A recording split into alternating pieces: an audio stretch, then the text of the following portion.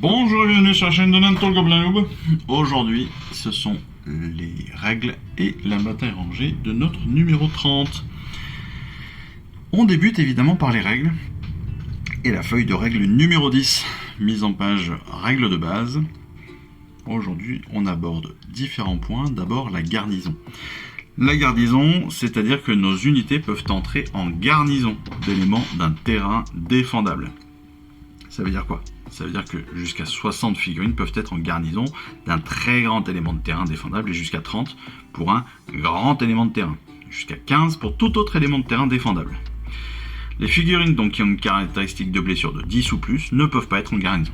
Ça, c'est un peu le classique, un peu l'habitude. Ça veut dire quoi ? Ça veut dire que si vous allez avoir à défendre un élément de terrain ou un grand élément, ou un très grand élément, vous allez pouvoir disposer jusqu'à 15, 30 ou 60 figurines pour défendre ce terrain. Et donc, évidemment, lorsque on a déposé autant de figurines dans un élément de terrain, on va appeler ça donc une garnison. Voilà, très bêtement. On entre en garnison d'un terrain défendable qui est à plus de 3 pouces d'une unité ennemie. D'accord ? Ici, évidemment, il n'y a pas de garnison ennemie dans le terrain. C'est logique. Donc pendant le déploiement, une unité amie peut être placée en garnison d'un élément de terrain défendable si l'élément de terrain est entièrement dans sa zone de déplacement, de placement, ou sur une zone où une unité ennemie peut être placée. De plus, une unité ennemie peut être en garnison d'un élément de terrain défendable au lieu de faire un mouvement normal si toutes les figurines de l'unité sont à 6 pouces de l'élément de terrain et si aucune figurine ennemie n'y est en garnison. Autrement dit, vous pouvez rentrer en garnison dans un élément de terrain si vous êtes à 6 pouces ou moins de cet élément, et ce sans faire de mouvement. C'est-à-dire que techniquement, si vous êtes à 6 pouces d'un élément de terrain, vous voulez rentrer en garnison à l'intérieur, si personne n'y est déjà, eh bien, si vous êtes à 6 pouces ou moins, vous allez pouvoir y aller sans faire de mouvement, avec un mouvement normal, à la place de faire un mouvement normal. Les unités donc en garnison sont retirées du jeu et on suppose qu'elles sont à l'intérieur. D'accord ? Elles sont...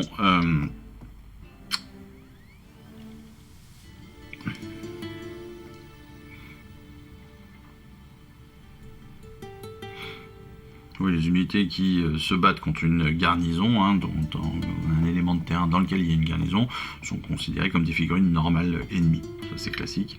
Par contre, on va soustraire 1 au jet de touche et ajouter 1 au jet de sauvegarde pour les attaques qui ciblent une unité en garnison. C'est-à-dire, si je fais un jet de 4 pour toucher, eh bien, je vais soustraire 1. Ça veut dire quoi ? Ça veut dire que je vais arriver à 3 au lieu de 4, tout simplement. Donc s'il me faut un 4+, pour toucher, eh bien en fait, je ne l'aurais pas eu parce qu'on m'a soustrait 1 pour que je touche. On va aussi soustraire 1 au jet de sauvegarde pour les attaques qui ciblent une unité en garnison. Ça veut dire quoi ? Ça veut dire que, étant en garnison, ma sauvegarde est améliorée de 1. La portée et la visibilité pour les figurines de l'unité sont déterminantes en utilisant l'élément de terrain au lieu des figurines elles-mêmes, bien évidemment. On peut quitter une garnison comme on y est rentré, donc à la fin d'une phase de mouvement. Si on le fait, on va placer l'unité de sorte que toutes ces figurines soient à 6 pouces de l'élément de terrain et à plus de 3 pouces d'une unité ennemie. D'accord ?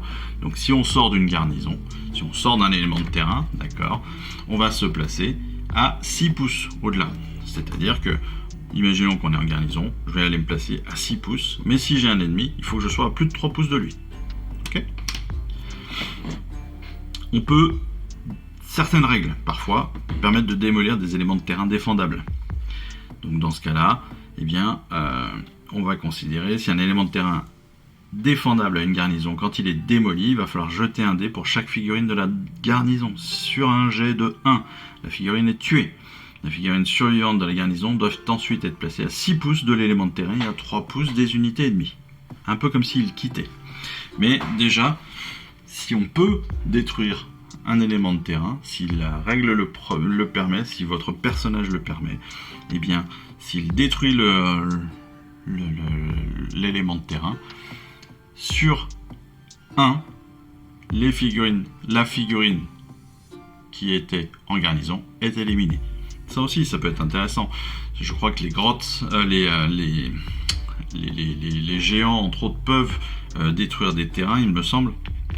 Et ils ont donc cette capacité énorme de pouvoir affaiblir des unités adverses de façon assez importante comme cela.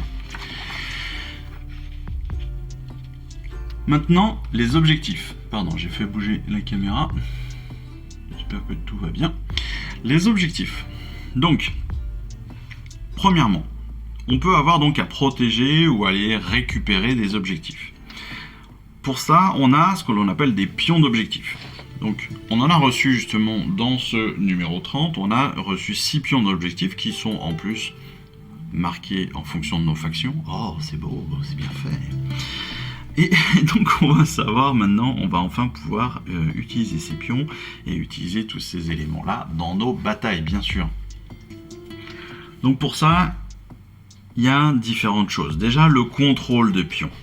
Le contrôle d'un pion d'objectif, donc après le placement avant le début du premier round de bataille, après que des aptitudes à utiliser avant le début du premier round ont été utilisées, chaque joueur prend le contrôle de tous les objectifs qui sont à 6 pouces d'une ou plusieurs figurines amies et à plus de 6 pouces d'une figurine ennemie.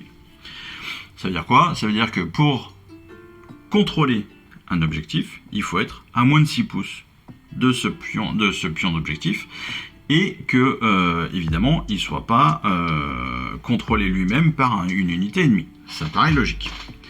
À la fin de chaque tour, vous devrez vérifier si vous avez pris le contrôle d'un ou plusieurs objectifs. Et donc, on va compter le nombre de figurines amies qui contestent chaque objectif. Et en fait, celui qui a le plus de figurines va prendre le contrôle de l'objectif. Très simplement. On l'a vu dans une de nos dernières parties, je crois que c'était la partie numéro 28 ou 28, ouais, je crois. 27, où on avait des objectifs et il fallait qu'il y ait le plus grand nombre de figurines qui étaient sur ces objectifs, eh bien prenez le contrôle. C'est exactement ça. Si votre unité comporte 5 figurines, que l'autre unité n'en comporte plus que 2, c'est celle qui comportera 5 figurines qui contrôlera donc l'objectif. C'est très simple. Le contest des objectifs, lui, il se fait de telle façon. Donc si une figurine doit être à 6 pouces d'un objectif pour le contester. Si une unité ennemie a des figurines à 6 pouces de plusieurs objectifs, vous devez choisir celui qu'elle conteste. Sauf mention contraire, donc chaque monstre compte pour 5 figurines. Chaque figurine qui a une caractéristique de blessure de 5 ou plus, qui n'est pas un monstre, compte comme 2 figurines, on va le voir juste après, pour contester des objectifs. Si des unités donc des deux armées ont des figurines à 6 pouces, de plusieurs objectifs, pour chacun de ces objectifs, le joueur dont c'est le tour doit choisir lesquelles des unités de son armée contestent l'objectif dans l'ordre de son choix, puis son adversaire fait de même, etc. Un peu comme sur le placement au départ, sur les contests d'objectifs, eh bien, celui à qui c'est le tour va choisir son premier objectif, l'adversaire, ensuite, etc., etc.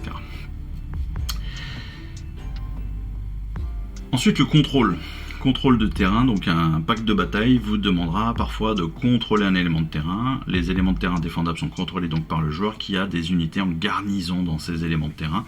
Et si un élément de terrain défendable n'a pas de garnison, aucun joueur ne le contrôle. Voilà. Donc il y a une différence entre contester un objectif et contrôler un objectif, et contrôler un terrain. Contester un objectif, on est à plus de 6 pouces, on est à 6 pouces ou moins, et donc on va compter le nombre de figurines que l'on a de cet objectif. Contrôler le terrain, c'est qu'il faut qu'on soit en garnison à l'intérieur, tout simplement.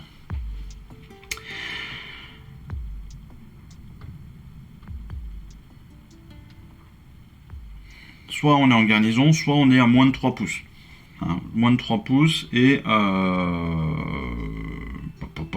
ouais, on est à moins de 3 pouces d'éléments de terrain pour le contester.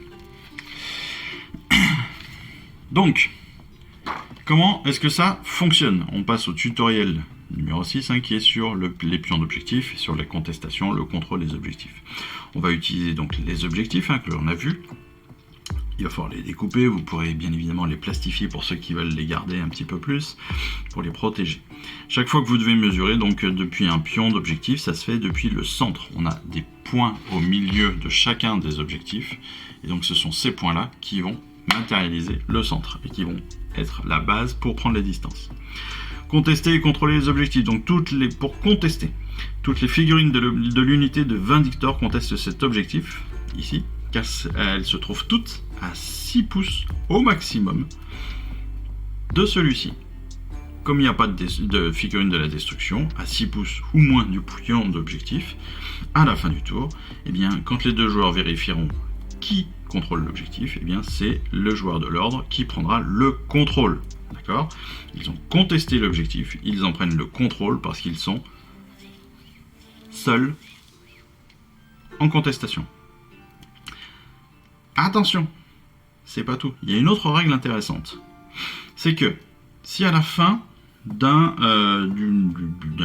tour, le joueur de l'ordre veut utiliser ses Vindictors pour combattre ailleurs sur la table, il a tout à fait la possibilité de le faire. Il va donc éloigner ses unités de l'objectif. À la fin du tour, il n'y aura plus de figurines dans les 6 pouces. Mais s'il n'y a pas de figurine de la destruction dans les 6 pouces, le joueur de l'ordre étant le dernier à avoir contesté l'objectif, il en garde le contrôle. Et même s'il n'a plus de figurine qui conteste l'objectif. On rappelle, contester l'objectif, c'est être à moins de 6 pouces. Le contrôler, c'est être le dernier, techniquement, c'est le dernier à l'avoir contesté. Voilà. Et pour, encore une fois, le contrôler, il ne faut pas qu'il y ait d'unités ennemies. On pourrait être à moins de 6 pouces, mais s'il y a d'autres unités ennemies, on ne le contrôle pas pour autant. On ne contrôle que si on a plus d'unités de l'autre. On l'a dit, pour contester les objectifs, en fonction de notre figurine, eh bien, on va avoir plusieurs possibilités. Les unités classiques vont représenter une figurine. Chaque figurine va représenter une figurine, d'accord ? Les Vindictors vont représenter une figurine par Vindictor. Donc, au total, 5 figurines contrôle. Les héros, eux, vont, s'ils ont des caractéristiques de blessure de moins de 5, ils vont être comptés comme 2 figurines pour contester les objectifs. La chevaleresque Arcanum va compter pour 2. Le seigneur Impératant, le Gardus âme d'acier, seigneur Aquilor vont compter pour 2. Les prochaines figurines que l'on n'a pas encore, Amiral Arcanaut, Björgen Tungdrik, le maître Andrigneur, Branchetresse, Iltari, l'archi-revenant Bastien Cartalos ou le chevalier Judicator vont compter pour 2. Côté destruction, le boss qui tue, le chaman, Manoc le rusé, Louvboss, Zarbag vont compter pour 2. Les prochains, le chaman Fongoïde, Molog, Louvboss sur Squig de caverne géant, le Skragrot, Mégaboss ou Chanteguerre vont aussi compter pour 2. Après, on a des grosses figurines. Il s'agit donc des figurines plus grosses avec beaucoup de caractéristiques de blessure. Elles comptent aussi pour 2 figurines quand elles contestent un objectif car elles sont imposantes mais elles ne sont pas des monstres. Le char foudroyeur, les mythoclastes sont imposants mais ils ne sont pas des monstres. Le Slogot Nebmaret est imposante mais n'est pas un monstre. Donc ils vont aussi compter pour 2. Les monstres, eux, vont compter pour 5 figurines.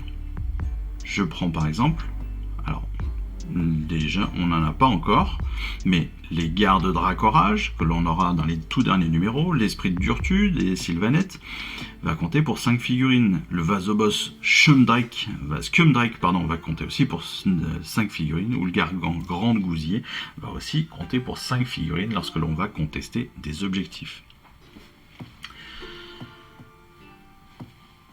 Il faut aussi savoir que on va commencer à compter des points de victoire.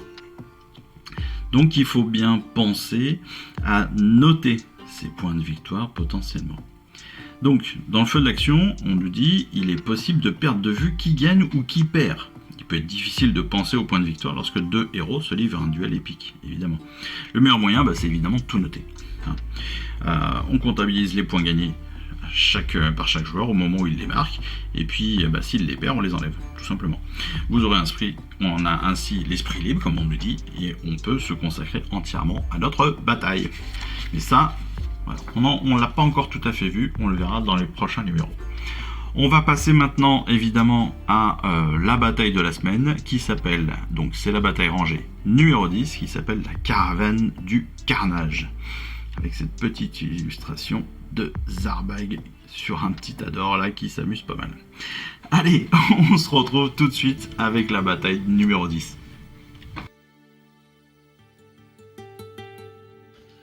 C'est le moment de la bataille rangée numéro 10.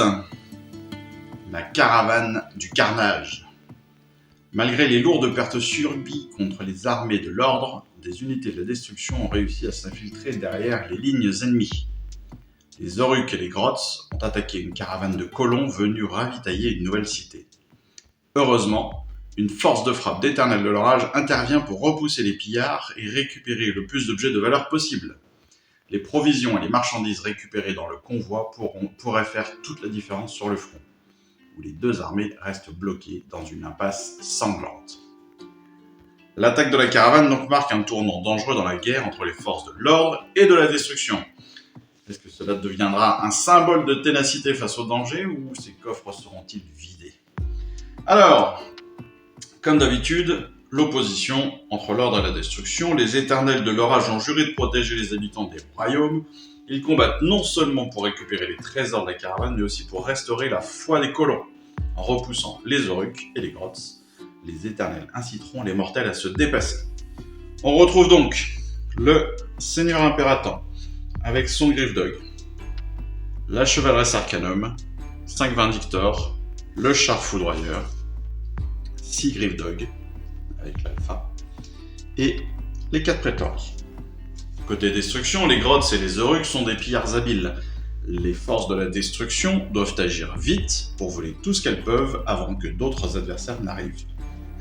Leur butin servira à fabriquer de nouvelles babioles et des armes pour leurs meilleurs guerriers et sorciers. On retrouve dans la destruction Zarbag, la bande de crevards évidemment, le boss qui tue avec son Grotz Urineur, 10 Hobgrotz, 10 autres Hobgrotz, donc des égorgeurs, 22 séries de 10 égorgeurs, les 3 embrocheurs et 10 éventreurs. Comme d'habitude, en fait, non pas comme d'habitude, comment va se dérouler la partie? Le territoire de l'ordre, territoire de la destruction, on va faire les déploiements. 3 objectifs centraux et 4 éléments de terrain. 4 éléments de terrain qui sont placés ici, les 3 objectifs centraux ici. Le déploiement se fera de façon assez classique. On va tout simplement se déployer après un premier jet de priorité. On va déterminer donc qui débute le déploiement et puis on va placer chacun notre tour nos figurines. La victoire va se jouer. Donc, c'est celui qui aura le plus de points à la fin du 5e round de bataille qui sera déclaré vainqueur. Donc, pour marquer des points, à la fin de chacun de leurs tours, on va marquer un point de victoire si on contrôle au moins un objectif. On marque un point de victoire si on contrôle au moins 2 objectifs. C'est-à-dire que si on contrôle 2 objectifs, on va marquer 2 points. Marquer un point de victoire si on contrôle plus d'objectifs que son adversaire. Donc, si on contrôle un objectif, on a un point. Si on contrôle 2 objectifs, on a un deuxième point. Si en plus on en a plus que son adversaire, donc si techniquement on en a 2 sur les 3, et bien en plus on va gagner un 3e point. Il y a un butin précieux. Évidemment, dans le feu de l'action, les charmes, potions et armes volées à la caravane peuvent fournir un avantage décisif, c'est ce qu'on a vu. Donc, une fois par round de bataille, on va pouvoir choisir une unité qui est à 6 pouces ou moins d'un objectif que l'on contrôle, et cette unité peut utiliser une aptitude de commandement sans avoir à dépenser un PC. Ça veut dire quoi? Ça veut dire que si je suis dans un cercle de 6 pouces autour d'un objectif que je contrôle, une de mes unités pourra utiliser une aptitude de commandement sans avoir à dépenser de points de commandement. Ça peut être un petit avantage assez intéressant parce que on le sait, au bout d'un moment, les points de commandement, eh bien, ils sont comptés. Hein, on en a, mais on n'en a pas tant que ça, donc il faut les jouer avec intelligence, parcimonie, etc., etc. Donc c'est pour ça que là, eh bien, il va falloir être précis, il va falloir faire attention aussi à comment est-ce qu'on se déploie, comment est-ce qu'on attaque, où est-ce qu'on attaque, et comment est-ce qu'on joue toute la partie. Les dés, comme d'habitude, les noirs, ce sera l'ordre, les blancs, la destruction. Pourquoi est-ce que je fais comme ça? Parce que ça m'amuse. On va tout de suite lancer le premier dé pour faire le jet d'initiative du premier round. Si c'est 1, c'est la destruction qui va débuter la mise en place. Alors, destruction qui a plus d'unités que son adversaire. Et on va, côté destruction, placer tout de suite l'embrocheuse ici. Pour l'ordre, sachant que l'empaleuse est en plein milieu, il me paraît presque judicieux de mettre le char foudroyeur qui en plus a un petit peu plus de mouvement que les autres parce qu'il a 12 pouces de mouvement sur un côté. Comme ça, pas de souci, ça ne le dérange pas plus que ça. Les embrocheurs, eux, vont aller se mettre en opposition directe mais à couvert du char foudroyeur. Sachant que l'empaleuse étant aussi, ça tombe bien, je fais exprès, à couvert du char foudroyeur elle aussi. Ensuite, eh bien, les vindictors vont se mettre sur un côté, ici, pour aller chercher un objectif le plus vite possible. On va mettre les éventreurs directement en opposition.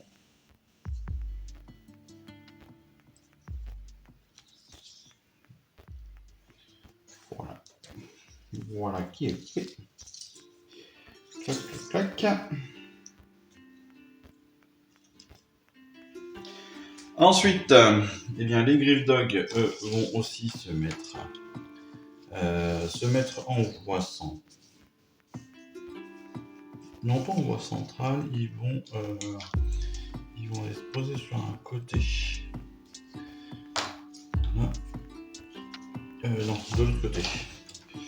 On va les poser de ce côté-là pour qu'ils soient peut-être moins à portée des embrocheurs entre autres.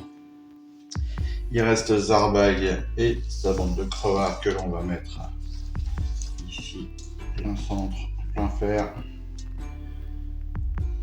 avec ses archers. Le fanatique que l'on va garder de côté, qui bien évidemment va être caché dans la bande des Zarbag. Le seigneur impératant plein centre qui va peut-être justement essayer de faire en sorte que l'on d'attirer les tirs sur lui. Une première bande d'égorgeurs, là aussi plein centre.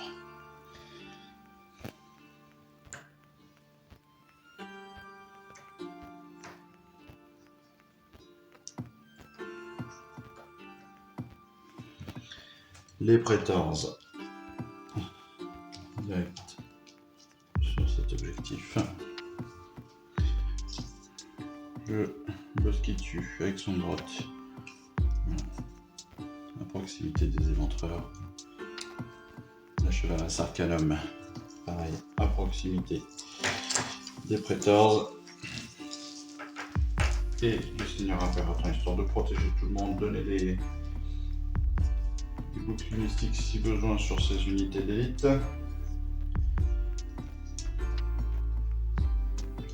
Les derniers éventreurs sur le côté pour si besoin venir protéger, mettre non pas un coup de pression, potentiellement aller vers l'avant et aller vers des objectifs, mais sinon se mettre en opposition directe pour être techniquement de la chair à canon pour défendre des positions.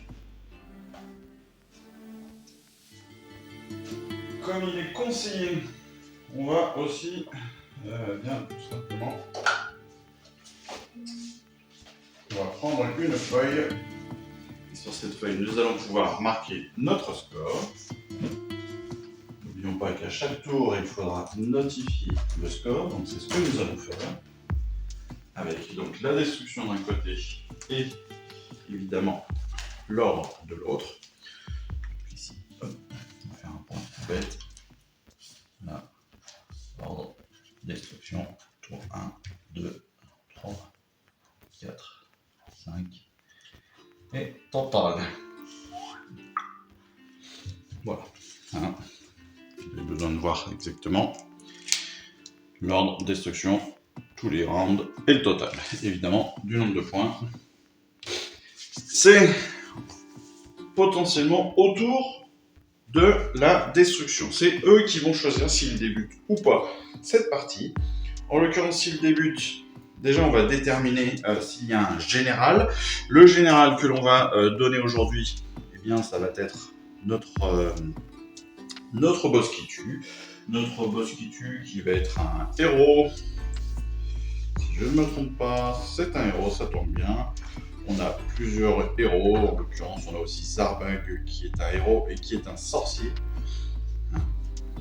Et de l'autre côté, on a évidemment le Seigneur Impérator qui va être notre général. Et puis la Chevalesse Arcanum qui bien évidemment est un sorcier.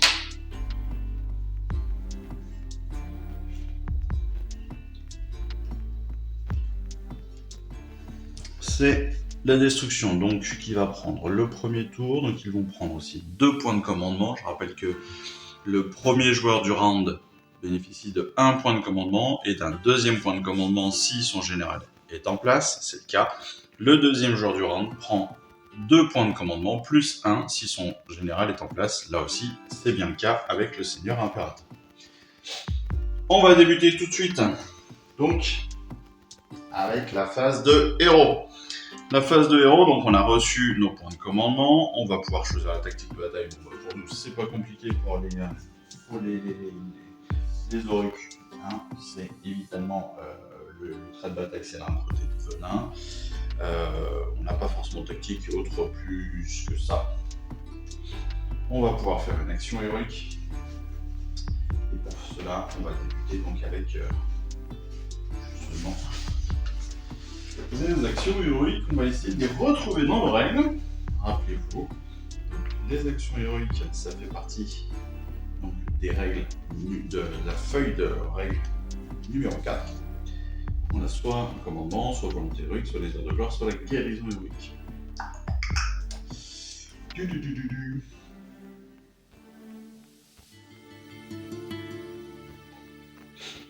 En l'occurrence, on va pas faire grand chose. On va lancer un premier sort de toute façon avec Zarbag.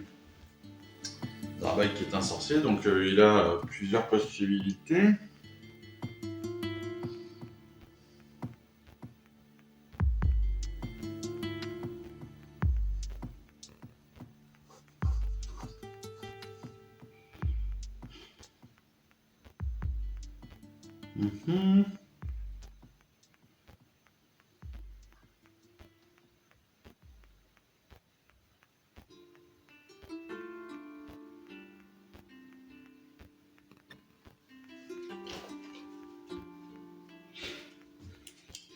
On va quand même vérifier les distances. Ouais. Non, pas de 18, c'est trop. Là, il y a 24. Là, on est à 26.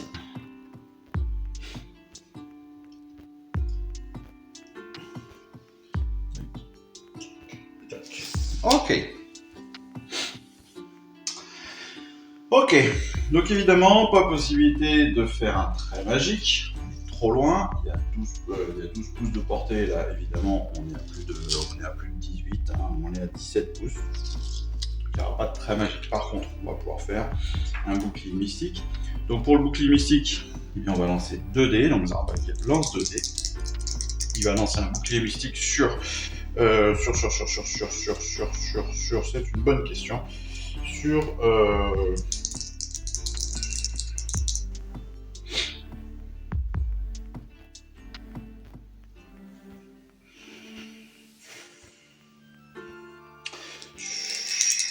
les embrocheurs. Il faut faire plus de 5, il fait 8. Est-ce que le chevalier arcanum, la chevalière arcanum va pouvoir dissiper? Elle fait 5, elle ne dissipe pas le sort. Donc on a un plus 1 à la sauvegarde pour les embrocheurs. La phase de héros est donc terminée dès le départ. On va passer à la phase de mouvement. Phase de mouvement, on va commencer tout simplement par eh bien, peut-être bouger un petit peu tout le monde. Mais pas tous. Pourquoi? On va bouger les embrocheurs ici pour venir se mettre en opposition et protéger.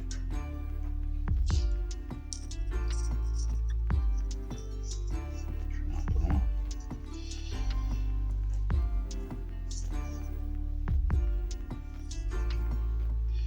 Pour protéger l'embrocheuse. On va de côté, hop, les éventreurs. On va pouvoir se lancer du côté aussi du boss-statue pour être en soutien. Zarbag. Zarbag ne... Est-ce qu'il va avancer, Zarbag? J'ai un peu envie de dire pas forcément. Quoique si, il lui faut un petit peu de mouvement, donc on va avancer aussi un petit peu. En fait, il a besoin d'un petit peu de mouvement pour que ses archers puissent être à distance, donc il va avancer.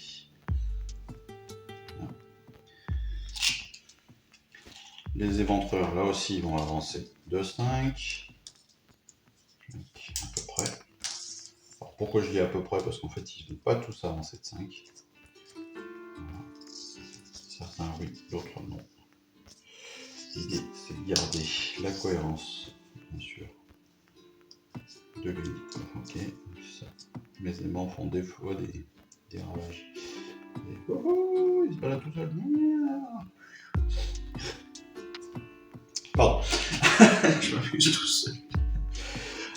C'est la fin de ma phase de mouvement. Alors, j'ai pas fait bouger mon embrocheur, j'ai pas fait bouger mon empaleuse et mes embrocheurs. Pourquoi? Parce que tout simplement, s'ils ne bougent pas, ils ont une précision dans leur tir qui va leur permettre en plus de tirer plus loin, c'est-à-dire de tirer jusqu'à 24 pouces. Et ce serait dommage de s'en priver. Donc c'est pour ça que j'ai fait en sorte de ne pas m'en servir. Je m'aperçois d'ailleurs que je n'avais pas pris la fiche d'unité de l'empaleuse. La charte d'unité d'empaleuse. Je n'avais pas dans les mains. On est maintenant donc à la phase de tir. Phase de tir, ça va être très simple. Ça va être très simple.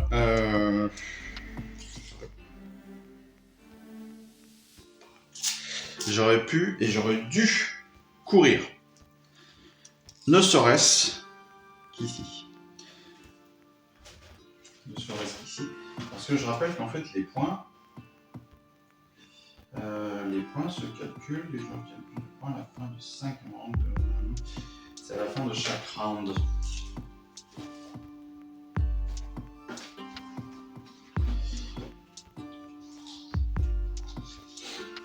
J'aurais dû, en fait, je viens de m'apercevoir que j'aurais dû courir. J'aurais dû courir ne serait-ce qu'avec mon unité d'éventreur, mon boss qui tue très certainement, potentiellement avec mes éventreurs aussi. Pourquoi? Ça m'aurait empêché d'attaquer, certes, mais ça m'aurait permis d'atteindre les objectifs dès le départ.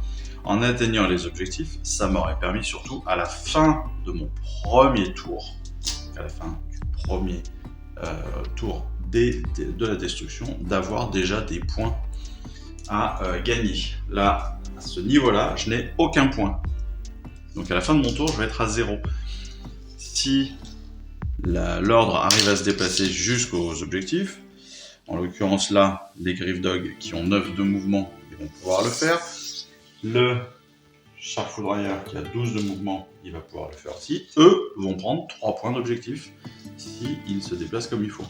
De la même façon, mon seigneur impératant qui a 5 points, qui a 5 de mouvement, va pouvoir courir jusqu'ici et prendre l'objectif. Ou alors mes Vindictors. Les Vindictors vont pouvoir potentiellement venir courir et atteindre l'objectif. De même pour les Praetors ou la chevalerie arcane. Donc c'est une vraie erreur, première erreur faite par la destruction, c'est de ne pas être allé chercher ses premiers objectifs. C'est pas grave, ça arrive, ça arrive. On passe en phase de tir. Phase de tir, on va avoir déjà 3 tirs possibles. Pourquoi que 3? Parce que, encore une fois, les égorgeurs avec leurs grenades n'ont que 8 pouces de portée. 8 pouces de portée, on le rappelle, ça amène pas très loin. Ça permettra au prochain tour de pouvoir tirer, mais pas cette fois-ci. On va pouvoir tirer avec nos embrancheurs, notre empaleuse et les 3 archers, l'une clan.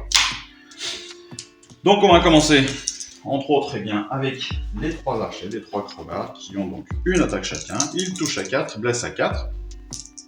Et ils ont une portée de 20 pouces. Avec leur portée de 20 pouces, ils vont tenter...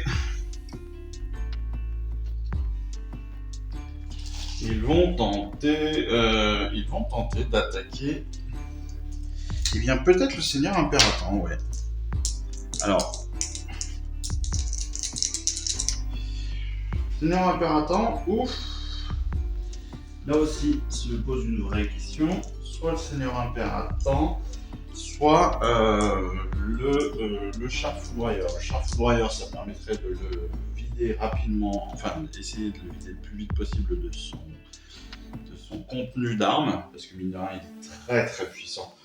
Et il tire, et en plus en mêlée, il est encore plus puissant. Soit le seigneur impératant, parce que c'est le général de l'armée opposée, et qui peut avoir un intérêt à être tué rapidement. Ou alors, même la chevalerie arcane, parce qu'elle aussi elle peut avoir un intérêt à être tuée rapidement, parce que c'est la seule sorcière, c'est le seul sorcier des unités adverses. Non, les 3 ils vont taper sur... on va taper sur le général pour l'instant. Sur le général, donc 3 tirs, touche à 4, blesse à 4, dégâts de 1. Il touche à 4, il n'a qu'une seule touche, il blesse à 4.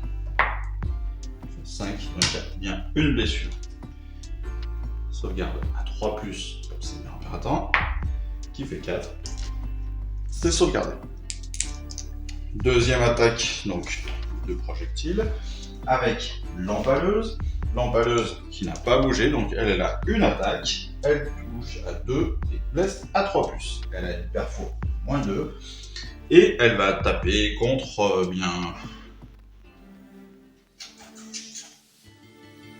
Elle peut taper très très fort, l'empaleuse, on le rappelle. Elle peut faire jusqu'à 12 points de dégâts si elle attaque une grosse unité. Là, impossible. Là, c'est possible. Ce serait possible aussi contre les Vindictors. Ce serait un moyen potentiellement de faire tomber les Vindictors, ou même les Griffdogs, en une seule fois. Ce serait presque faisable.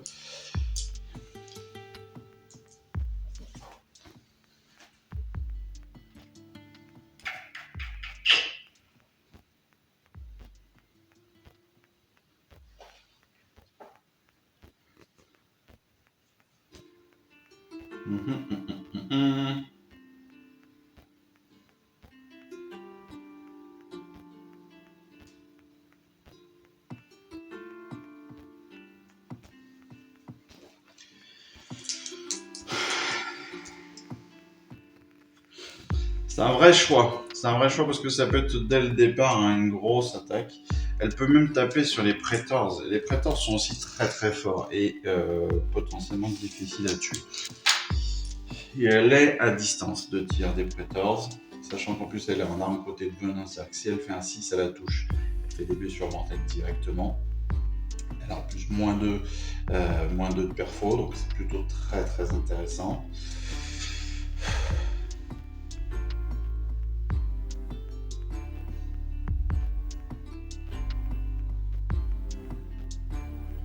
Si elle fait un dégât, elle a un minimum 2 dégâts, ça c'est sûr. Donc elle c'est compliqué de choisir ça dès le départ comme ça au premier tour.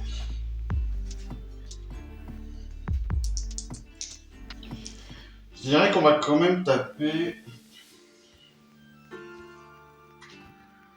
On va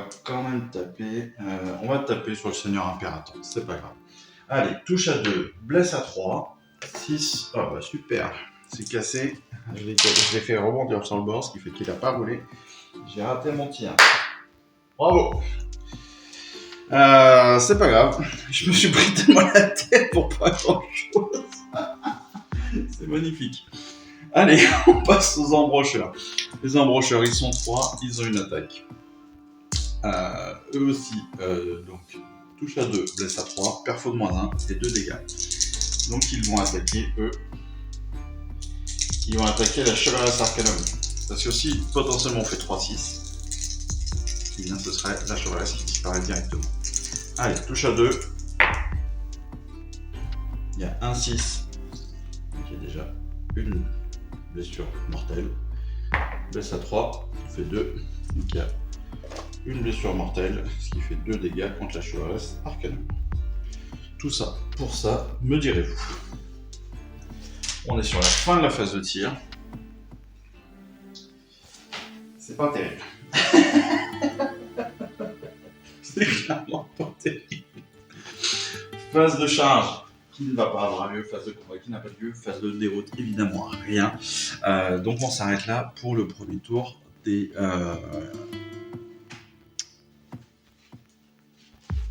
On s'arrête là pour le premier tour de la destruction. En l'occurrence, bah oui, malheureusement.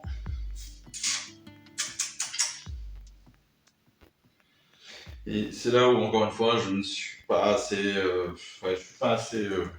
focus sur les points de commandement, parce que j'aurais pu, en effet, essayer de taper en avant à la victoire ou attaquant en règle.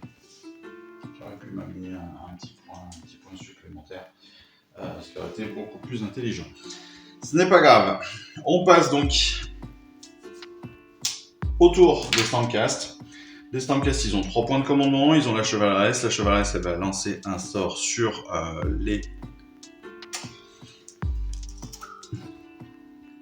12 pouces sur les 20 victors.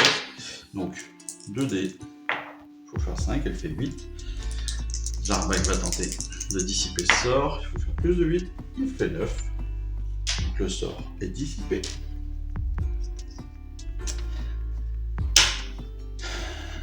Pas d'action spécifique, si peut-être.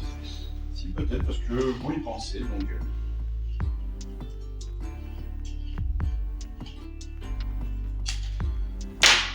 On va utiliser un petit point de commandement, ou même 2 points de commandement, donc il ne restera plus qu'un, pour que on met, hop, jusqu'à la fin du tour,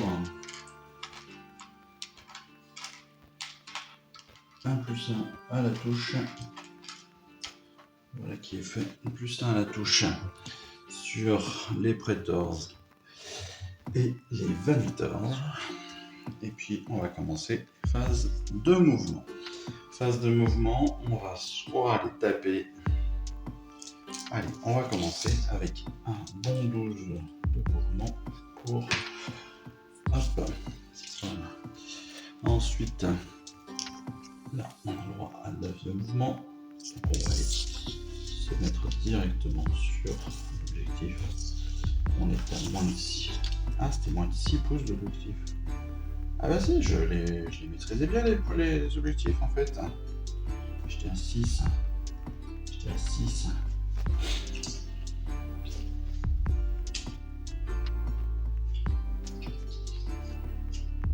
Et oui, je les maîtrisais bien. Donc au premier tour, la destruction avait 3 points. Parce que j'étais à moins de 6 pouces des objectifs. Donc je les maîtrisais. Magnifique.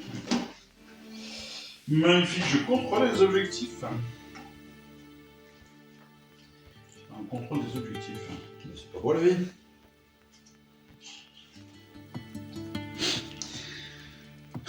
Premier mouvement donc pour pour les Gryffdog, pour le char. Ensuite, on va faire un mouvement aussi ici. Tout droit. Hop là. pour les Vindictors. Le Seigneur Impératant va lui aussi se rapprocher. La Chevalasse, bien sûr, histoire de retenir. Il va rester un tout petit peu plus en retrait. Et les Prétors aussi vont s'avancer.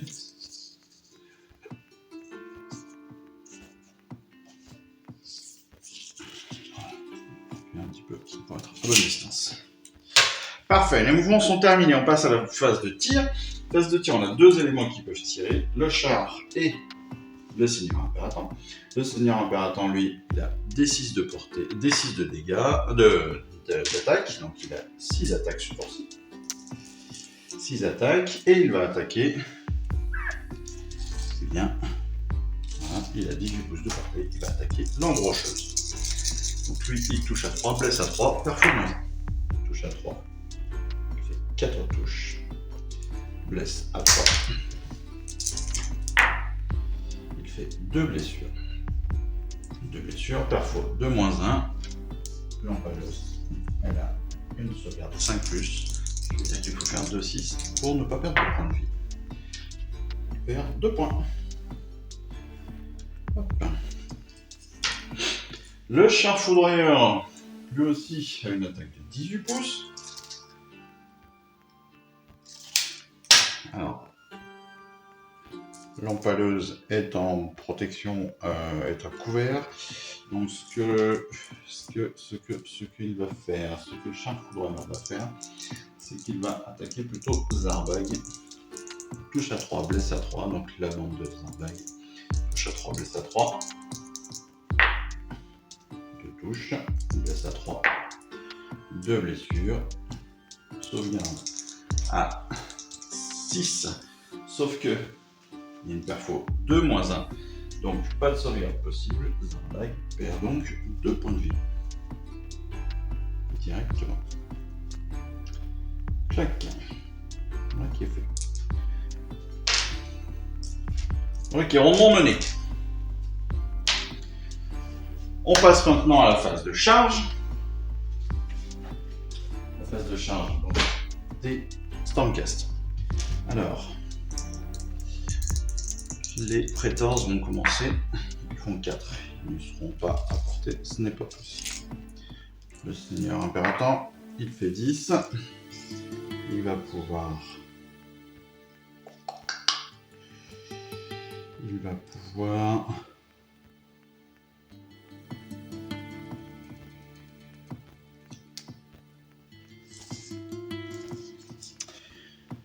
va aller directement sur Zarbag et ses petits copains.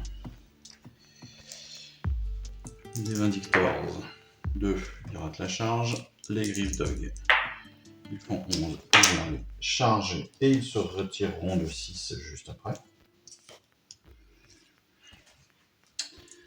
Les Prétors, on a dit qu'elle ratait. Le Chevalasse ne va pas charger et le char, lui, va charger sans aucun souci. Et il va charger sur les éventreurs. On passe maintenant donc à la phase de combat. On a donc 3 résolutions de combat à maîtriser, à gérer. Le char contre les égorgeurs, le Seigneur Impératant contre Zarbag et sa bande de crevards. Et puis là, voilà, c'était ici. C'est donc les Griffdog qui sont à la fois sur les éventreurs et potentiellement sur le boss qui tue. Et ce sont justement... Alors, ce sont les Griffdog qui vont commencer. Pourquoi? Parce que les Griffdog, en fait, ont beaucoup d'attaques, mais n'ont pas de sauvegarde. Et surtout, ils attaquent au passage. Donc, dès qu'ils auront combattu, ils peuvent se replier en fait de 6 pouces, sans que ça atteigne quoi que ce soit à leur attaque. Donc ils ont 24 des attaques, ils touchent à 3, blessent à 4. Alors, hop. Touche à 3. Hop. C'est ça. Hop. Il blesse à 4.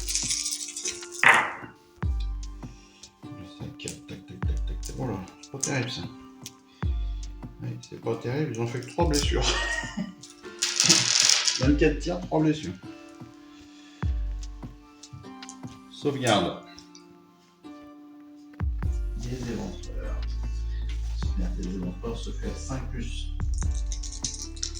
Les Griffdog n'ont pas de coefficient de perforation, donc il faut faire des 5 pour sauvegarder. Il y a un 6, un 4, un 2, il y a donc 2 blessures. Il y a donc un éventreur qui est retiré du jeu. Et directement, avant même de qu'on lui les touche, il se replie de 6.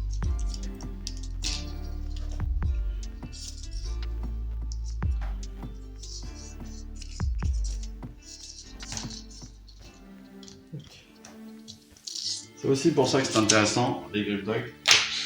C'est parce qu'ils attaquent, ils se replient directement.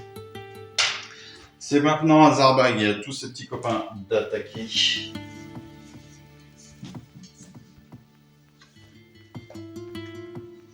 Alors, j'avoue que je fais toutes les attaques en même temps sur Zarbag et ses petits copains. Je ne sais pas si c'est la bonne idée.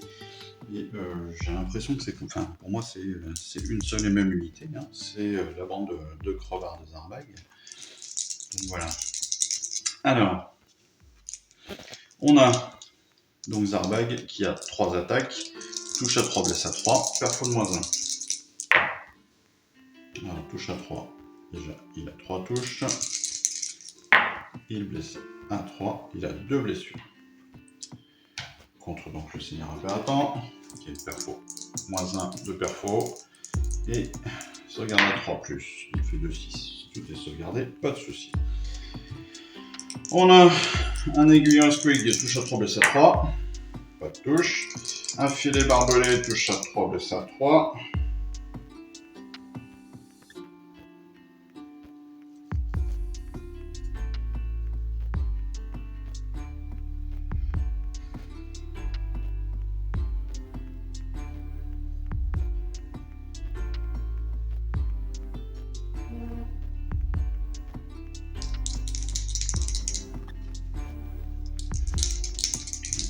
Touche à 3, blesse à filet barbelé, 3 attaques. Touche à 3, blesse à 4, pardon. 3 touches, blesse à 4, 2 blessures. Il y a 2 sauvegardes, pas de souci. Les quais-gorges, donc il y a 3 quais-gorges, 6 attaques au total, touche à 4, blesse à 4.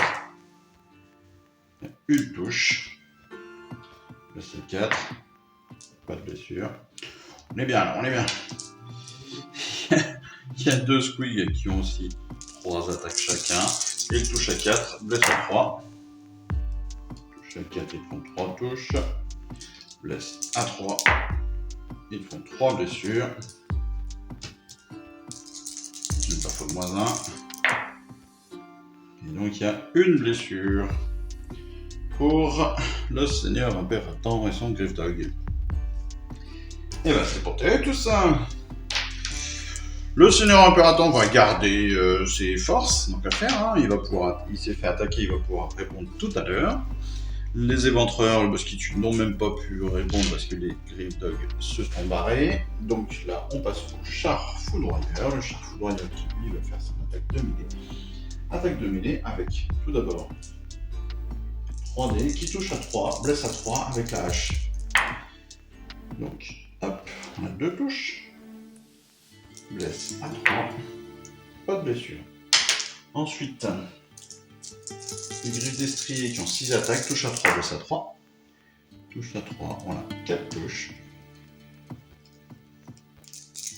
Blesse à 3 et 3 blessures. 3 blessures, pas de sauvegarde possible pour les éventreurs, pour les égorgeurs, pardon, on le sait. Donc 3 figurines sorties.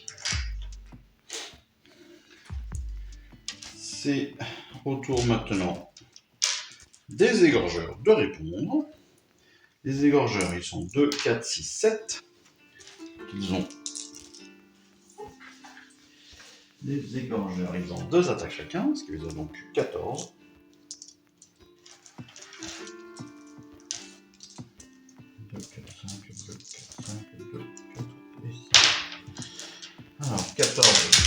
1, parce qu'ils ont le champion.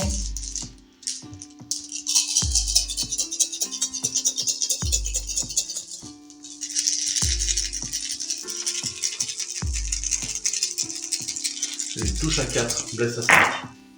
Et ils ont les armes, ils n'ont pas d'armes côté de 1. Par contre, sur un 6, ça implique 2 touches au lieu d'une.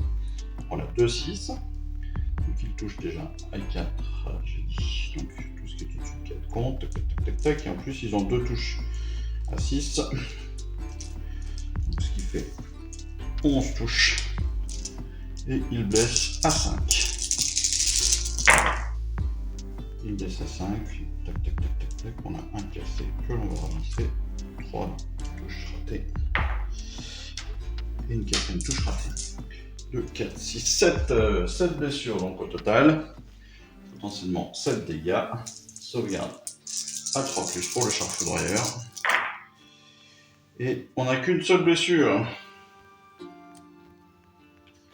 Parfait. C'est maintenant au Seigneur Impératant de répondre.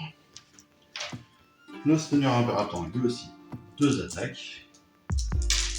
Touche à 3, blesse à 3. Dans un premier temps. 4 touches. Blesse à 3. 3 blessures.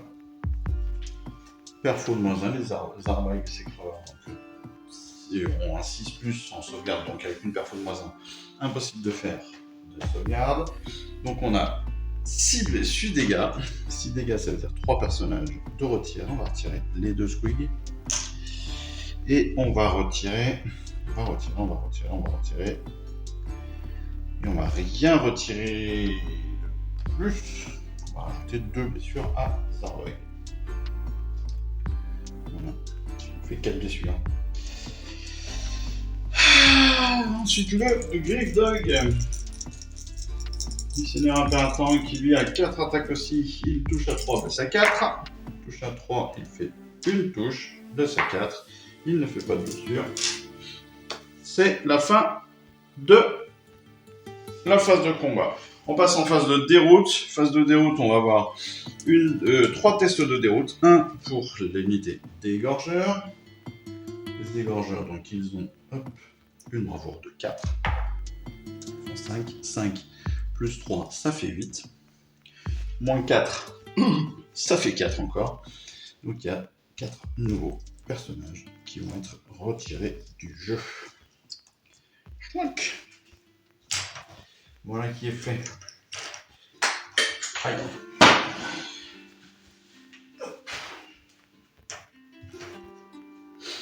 Ensuite, deuxième test pour Zarbag qui a perdu 2 figurines. Zarbag, c'est de la bravoure à 5. 5 plus 2, ça fait 7. Ça fait encore 2 figurines de retirées.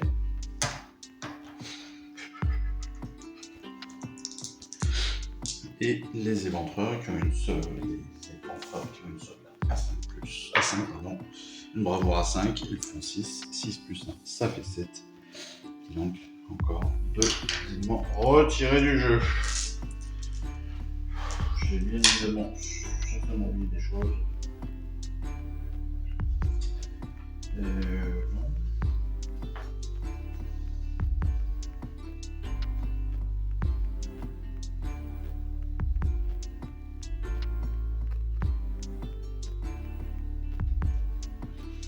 Oui, j'ai oublié.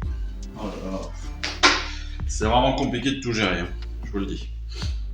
Je vous dis pourquoi. Ici, Zarbag, en fait, au moment où le Seigneur Impératant l'attaque, il aurait pu lui envoyer un sort qui s'appelle Face de la Mauvaise Lune. C'est un sort qui a une valeur de lancement de 5.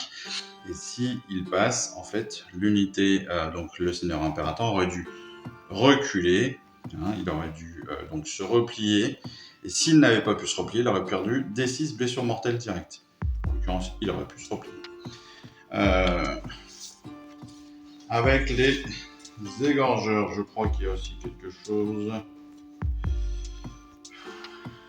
Voilà, j'aurais pu relancer le test de déroute, tout simplement, parce que j'ai le porte-étendard. Bon, même si compliqué, voilà, mais bon, j'aurais pu le relancer quand même. Enfin, c'est pour ça que je dis, c'est toujours compliqué de tout jouer à la fois, les deux côtés, parce que forcément, on va oublier des choses. Et je parle même pas des points de commandement et des choses comme ça. Enfin bon, C'est la fin du tour numéro 1, du round numéro 1, on passe au round numéro 2. On va lancer donc un jet d'initiative. Bien raté. Ce sont les égorgeurs qui ont... Ce sont les Cruel Boys, hein, la destruction qui a l'initiative. 2 points d'initiative. Ouais, ils vont prendre l'initiative. Ils vont prendre l'initiative. Et de l'autre côté, je remarque que, tac, évidemment, l'ordre au round numéro 1 prend aussi 3 points. Ils ont repris les objectifs, ils sont plus nombreux au plus proche des objectifs. Tac. On va quand même vérifier parce que là je suis pas sûr. Mais enfin, ils en ont 2 quand même. Oui, à la fin, ils en ont 2. Ils ont cet objectif-là, donc ils en ont 2. Un de plus que l'adversaire. Oui, donc ils prennent quand même 3 points, il n'y a pas de souci. Ils prennent eux aussi 3 points sur la fin de cet objectif, c'est de ce tour. Donc, on passe au round numéro 2. C'est directement, donc voilà, on va lancer un premier phase de héros, donc un sort, donc 2 arbagues sur le Seigneur Impératant, qui fait donc 7. La chevalière arcane qui va tenter de dissiper le sort, elle fait 12, aucun souci. Le sort est dissipé, il n'y aura pas de trait magique. On va tenter de faire des ralliements contre un point. On a 3 éventreurs potentiellement à faire revenir, aucun ne pourra revenir. On va faire dans ce cas-là, je vais faire une attaque en règle, je pense. Attaque en règle sur ma phase de tir, je pense que ça peut être pas mal.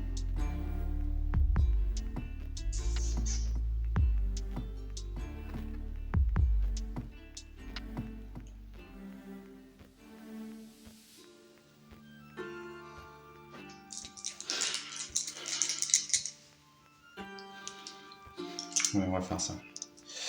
Allez, on va faire notre phase de mouvement. Bon, la phase de mouvement n'a pas forcément lieu d'être en l'occurrence. Peut-être là, sur les éventreurs, mais même pas. Si, on va faire une petite phase de mouvement histoire de se rapprocher de cet objectif, histoire d'aller tenter de le contester. Voilà qui est fait. Les éventreurs qui vont aussi avancer de 5, qui vont contester d'autres objectifs avec le boss qui tue. Ils pourront charger par la suite. On va passer sur la phase de tir. C'est l'embrocheur qui va... on a donc cette fois-ci les 3 égorgeurs ici, les 10 égorgeurs ici, les 3 embrocheurs et l'empaleuse qui vont pouvoir tirer. Plus nos 2 archers qui vont pouvoir tirer sur le Seigneur Impératant. C'est donc eux-mêmes qui vont débuter. Alors, avec leur arc, ils ont une attaque chacun. Touche à 4, blesse à 4. 2 touches. Ils blessent à 4. Ils font une blessure. Sauvegarde à 3+. C'est sauvegardé pour le Seigneur Impératant. L'embrocheur. L'empaleuse. L'empaleuse, elle va tirer sur le Seigneur Impératant aussi. Donc l'empaleuse, elle a une attaque. Elle touche à 2, blesse à 3. Elle touche. Elle blesse. Donc on est avec une perfo de -2. Et on a un petit 4. Ce qui veut dire que notre... non, je dis... je me rappelle pas. Je suis allé trop vite. Bon, je vais relancer ma sauvegarde. Bon, 1, c'est réglé. Donc, cette fois-ci, on a 7 blessures.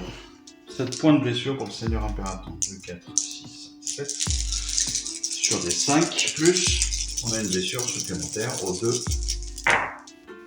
On a 2, 6, 3, 6. Hop, ça va nous amener donc 5 blessures.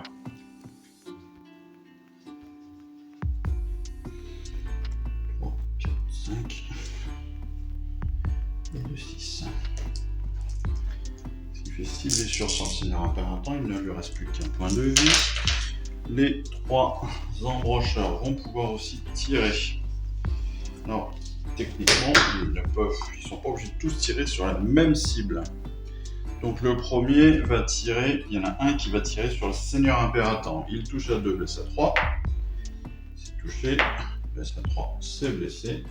Il y a une perfo de -1. Il fait 1, 2 blessures supplémentaires. Le seigneur impératant est retiré du jeu. Voilà.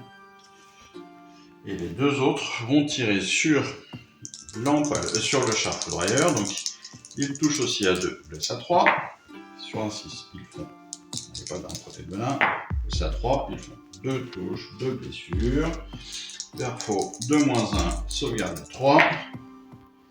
Il y a une sauvegarde qui ne passe pas. Il y a donc 2 blessures supplémentaires sur le char foudroyeur. On a 3 égorgeurs. 3 égorgeurs avec une attaque à la grenade. Touche à 4, blesse à 3. Touche à 4, on a 2 touches. Blesse à 3. C'est ça. On a une blessure. Perfo de -1. Il y a une blessure supplémentaire sur le char foudroyeur. 4 sur 12 points. Ensuite, il nous reste les 10 égorgeurs ici qui ne peuvent pas tirer sur le char. Par contre, 2, 4, 6, 8, 10.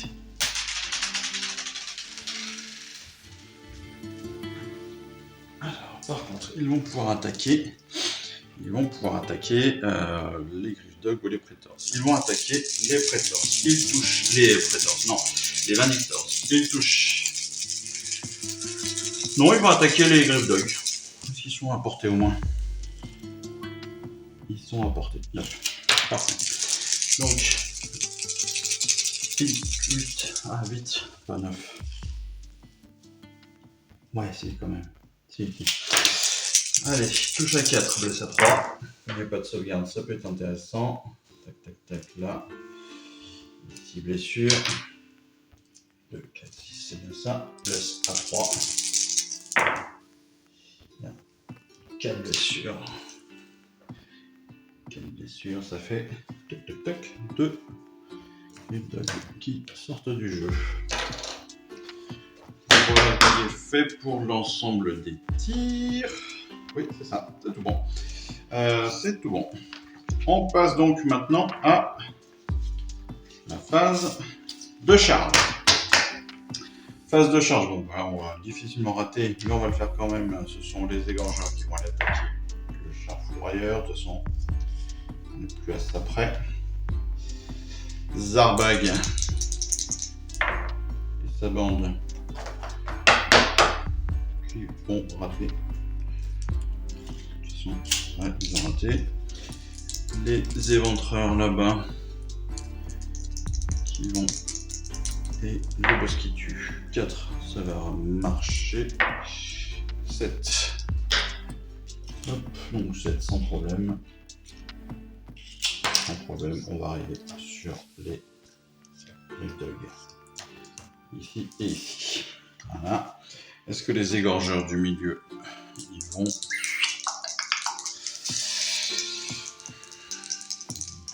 Pas forcément la meilleure idée du monde. Les égorgeurs vont tenter, ils ont raté complètement.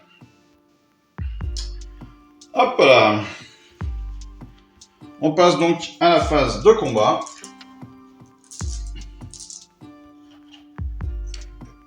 Phase de combat qui va débuter avec la phase de combat qui va débuter avec les éventreurs. Parce qu'après tout, 2, 4, 6, 7, 14 et 15. Allez. Les éventreurs, ils ont 2 attaques chacun, touche à 4, blesse à 4, et d'un côté de venin. Hop, ils ont déjà 2 touches mortelles. Et c'est tout. Et 4 touches. Ça 4. Hop. et une blessure supplémentaire. Une sauvegarde à 3+ pour les griffes de... Il n'y a pas de sauvegarde pour les griffes de... je m'en rappelle plus. Donc on a 3 dégâts. Dès qu'un griffe dog est sorti, un autre prend une blessure. Hop.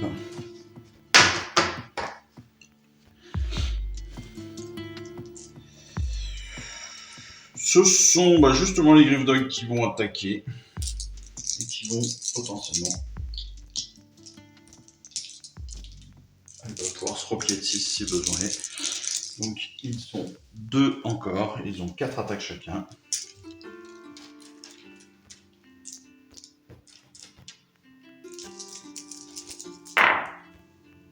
Ah non, ils sont 3, pardon. Hop, j'en prends 3, j'en prends 4, pardon. Hop là. Donc eux, ils touchent à 3, on passe à 4. Tac, tac, tac, tac, tac, tac, tac. Ils font 8 touches. Ils blessent à 4. Hop, hop, hop, hop. Et ils font 4 blessures. 4 blessures, ce qui veut dire que 2 nouveaux défenseurs sont retirés du jeu. Éviter d'enlever mon champion, ce sera plus intelligent. Et ils vont directement se retirer. Oui, j'ai fait des secondes. Ils vont directement se retirer de 6. Au moins qu'ils puissent être attaqués par le poste. Pardon. C'est au tour donc des égorgeurs de tenter une petite frappe. C'est vraiment une petite frappe. Les égorgeurs qui vont tenter donc une petite frappe contre le char foudroyeur. Ils touchent, donc touche à 4, blesse à 5, et sur un 6, ils font 2 touches. Touche à 4, déjà, ils font 2 touches, c'est pas terrible. Ils blessent à 5, ils font pas de blessure. C'est donc au char foudroyeur de répondre maintenant. Le char foudroyeur, lui, il a d'abord 3 attaques, touche à 3, blesse à 3. Il fait 2 touches, blesse à 3. Il fait 2 blessures. 2 blessures, c'est-à-dire 2 sont retirés. Les griffes blessées, 6. Touche à 3, blesse à 3. 5 touches. 5 blessures. Pas de sauvegarde possible. Il n'y a plus d'éventreur sur cette unité. Il n'y aura donc pas non plus de ralliement possible pour eux. Il n'y aura surtout pas non plus de test de déroute. Voilà qui est fait. On est maintenant donc justement à la phase de déroute. Phase de déroute bien pour phase de déroute pour les éventreurs qui ont une sauvegarde. Donc il y a 5, une rapport à 5, je rappelle. Voilà. Ils font 4 et 4 plus 2, ça fait 6. Perdent de nouveau une figurine. Les Griff Dog ont eux une bravoure à 6. Ils en ont perdu 2, ils en ont perdu 3, 2 plus 3, ça fait 5, ils sont en dessous des 6, ils réussissent leur test de déroute.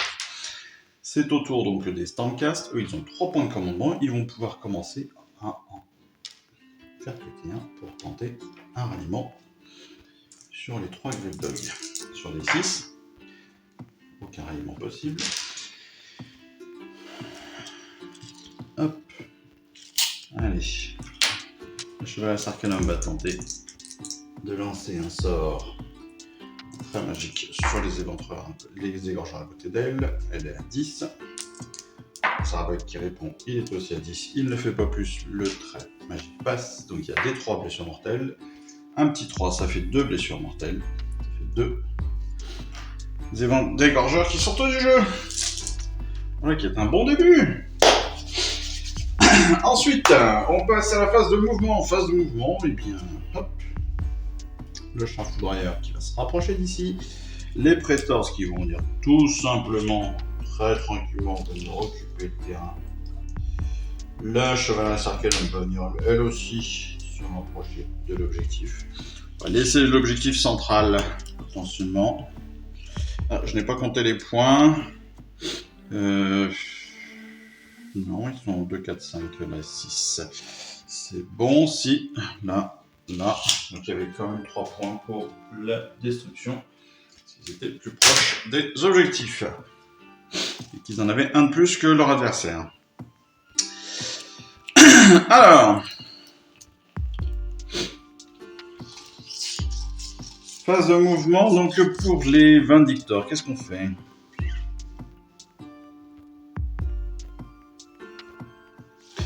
Déjà, hop, on va venir là. On va être en charge. Ici. Non, on va venir attaquer le positif. Voilà. Et les Vindictors, eux, vont venir sur l'objectif central. Qui est là.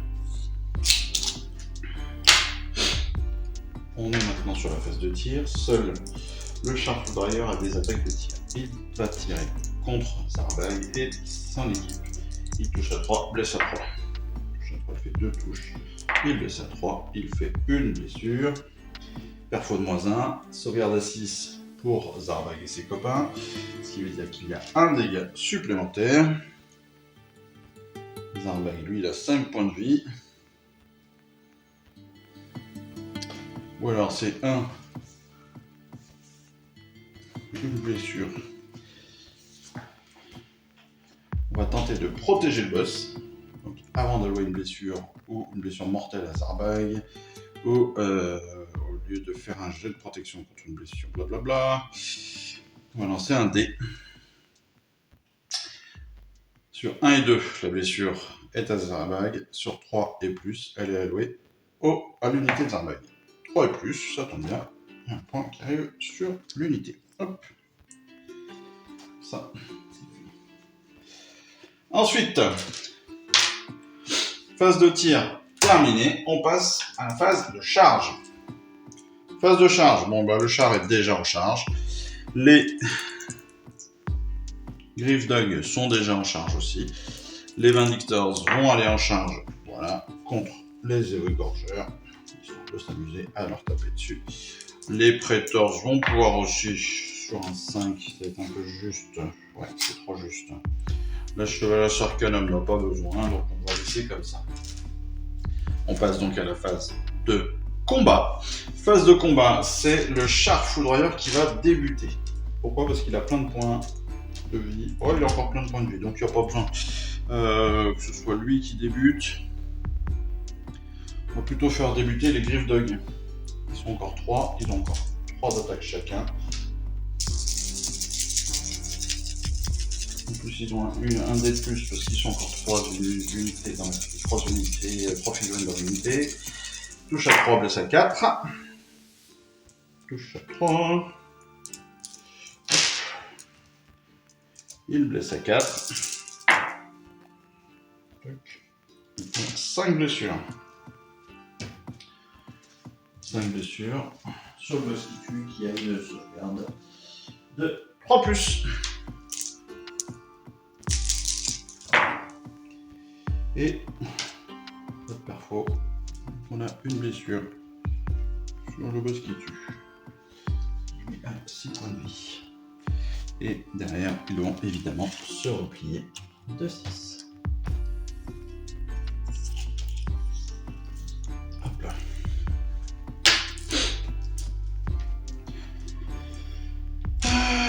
Ça va être à Zarbag et à ses petits copains de taper. Alors, nous avons 2. Alors, on a Zarbag qui peut taper. Touche à 3, blesse à 3. Il fait 2 touches. Blesse à 3.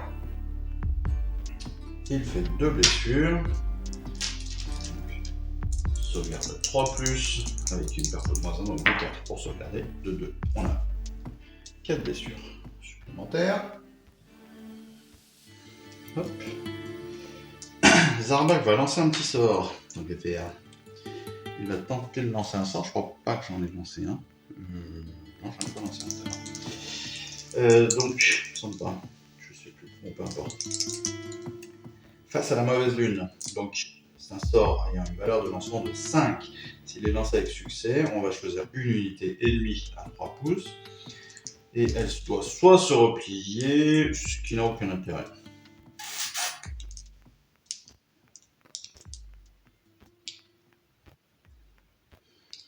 Peut-être pas encore maintenant. Ça aura un intérêt à la fin de l'attaque des crevards. Donc on va utiliser les crevards. Donc là on a un filet barbelé. On a 2 quai-gorges. Donc filet barbelé, touche à 3, blesse à 4. Il fait 2 touches. Oh,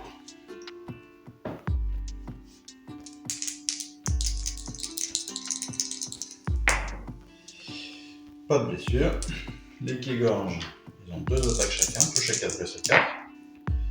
Une touche, pas de blessure.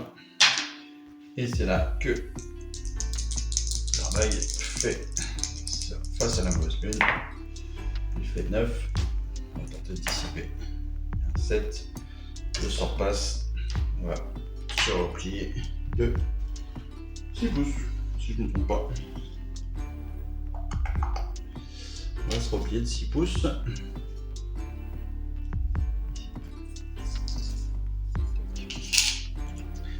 Pas d'attaque possible. C'est donc aux Vindictors maintenant.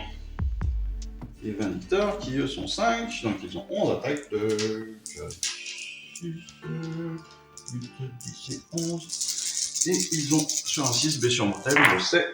Donc il y a déjà 2, 6. Ils touchent à 3. Hop. Touche à 3, blesse à 3, il y a encore 5 blessures. Pas de sauvegarde possible parce qu'une performe moins 1, 2, 4, 6, 7. On a 7 personnages de l'unité qui sont retirés. 3, 4, 7. On tourne bien tout le monde. Il ne reste plus qu'un. À moins que, avant de sortir,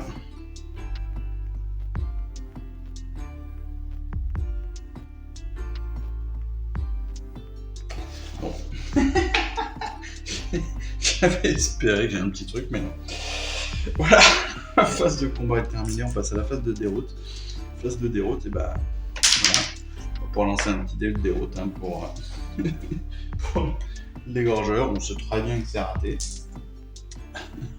Parce qu'avec cette avec 9 unités, 9 figurines de perdu dans le même tour, bon, ça sent pas très bon quoi. Fin du tour du round numéro 2. Là, on est évidemment à un contrôle, 2 contrôles des Stormcast. Le troisième est contrôlé par les égorgeurs, mais par les éventreurs, pardon, donc par la destruction. Mais comme ils ont 2 objectifs et ils en ont plus que leur adversaire, ils prennent aussi 3 points. Jeu d'initiative pour le round 3. C'est cette fois-ci, hop, l'ordre qui a l'initiative. Ils vont prendre l'initiative, bien évidemment. On a 3 points d'initiative ici, 3 points de commandement ici et 2 de l'autre. Ils prennent l'initiative, pourquoi ? Parce qu'ils sont en position de force, tout simplement.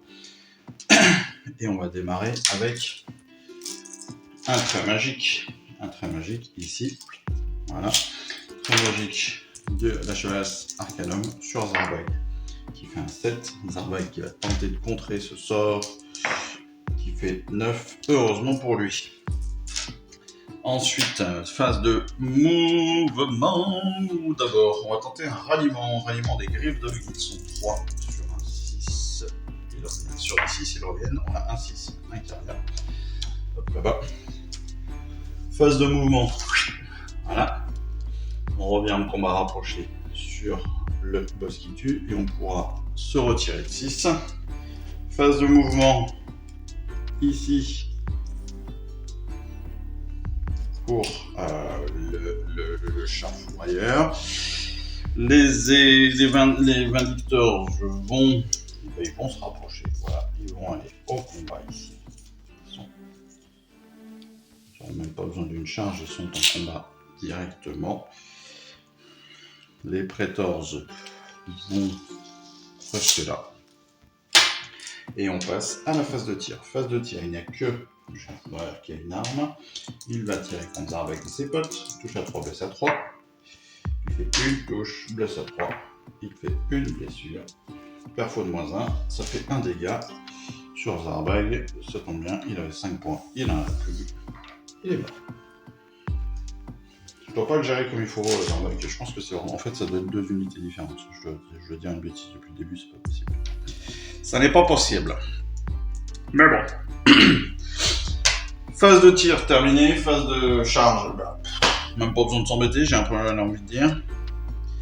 Allez, pour les Vindictors, histoire de dire qu'ils se sont rapprochés, qu'ils sont vraiment en combat. Les Prétors, est-ce qu'ils vont faire autre chose? Oui, on peut aller tenter d'aller battre un peu plus. Allez. Les Prétors vont aller un peu plus, ils vont aller contre la bande de Zarbag. Ça va se bastonner sec. On va débuter évidemment avec les Gryffdog qui ont 16 attaques et même une 17e parce qu'ils sont plus de 3 figurines et il y a toujours l'alpha. Ils touchent à 3.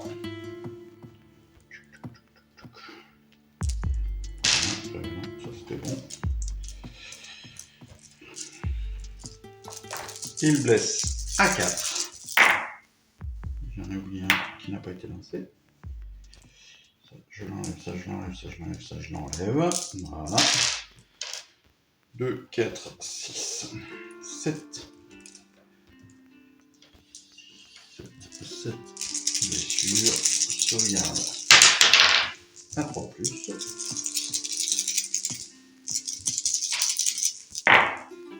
Ouh, ça pique.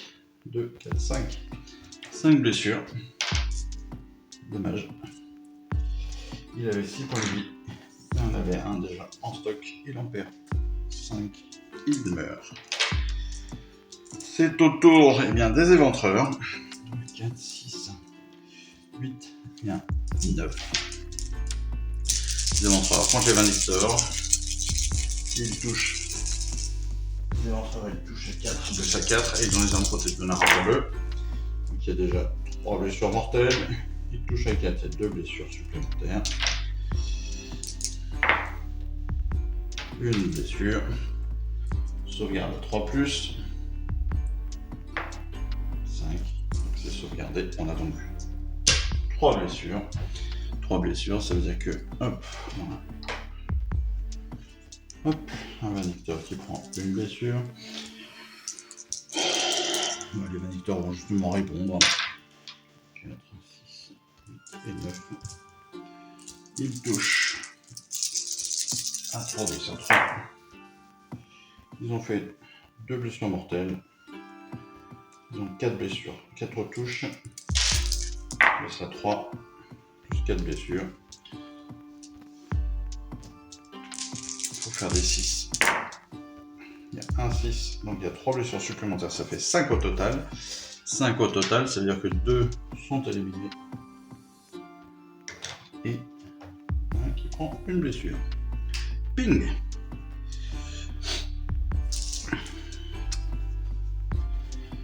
C'est au tour de Zarbag et de ses copains, en l'occurrence de ses copains simplement, parce qu'il n'y a plus de Zarbag. Donc, déjà le filet barbelé, 3 attaques, touche à 3, blesse à 4 contre le char. Touche à 3, 3 touches. Une blessure. Sauvegarde à 3+, pas de sauvegarde. Une blessure. On a combien là? 2, 4, 6, 8, 9. Et ensuite, les qui égorgent, donc les 2. Hop, qui touche à 4, 3 touches. Blesse à 4, une blessure. Sauvegarde à 3, c'est sauvegardé. Les Prétors qui vont pouvoir attaquer au corps à corps avec 3 attaques chacun, si je ne me trompe pas. 3 et 3 et 3 et encore 3 et plus 1 parce qu'il y a le champion. 13 attaques. Il touche à 3, blesse à 3. Check. Hop. Blesse à 3, sauvegarde de -1. Fait un perfo de -1. Hop. En l'occurrence, 2, 4, 6 blessures. Perfo de -1, comme la sauvegarde est à 6, il n'y aura pas de sauvegarde du côté des crevards. Et donc, ils perdent 6 points de vie.